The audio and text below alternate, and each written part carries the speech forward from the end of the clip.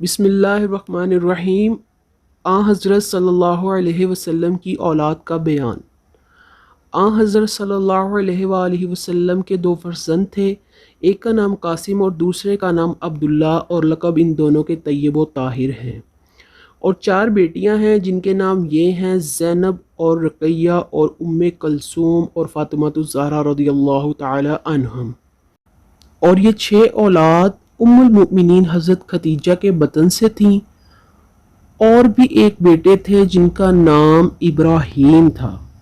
ماریہ قبطیہ کے بطن سے مدینہ منورہ میں پیدا ہوئے اور بعد پیدائش 16 مہینے کے وہ فوت ہو گئے، اور بعض یہ کہتے ہیں کہ ان کا صرف 2 مہینے کے بعد ہی انتقال ہو گیا، اور قاسم و عبداللہ قبل زمانہ اسلام کے فوت ہوئے۔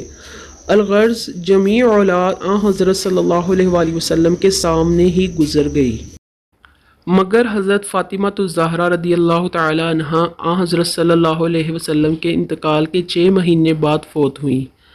مورخین کا کہنا ہے کہ حضرت زینب کا نکاح ابو العاص ابن ربیع سے ہوا تھا، اور وہ حضرت خدیجہ الکبریٰ کے بھانجے تھے، اور حضرت رقیہ کا نکاح عتبہ بن ابی لہب سے کیا تھا، مگر انہوں نے غصے کے وقت کم فہمی کے باعث رقیہ کو طلاق دے دی۔ اور اس کے بعد حضرت عثمان غنی رضی اللہ تعالی عنہ سے رقیہ کا نکاح ہوا، اور حضرت کلثوم کا نکاح بھی عتبہ بن ابی لہب سے ہوا تھا۔ عتبہ بن ابی لہب کے مرنے کے بعد حضرت عثمان غنی نے کلثوم سے نکاح کیا، جبکہ حضرت رقیہ کا انتقال ہو چکا تھا۔ اسی واسطے حضرت عثمان غنی کا لقب ذوالنورین ہے۔ یہ دونوں صاحبزادیاں حضرت صلی اللہ علیہ وآلہ وسلم کے سامنے فوت ہو گئی تھیں۔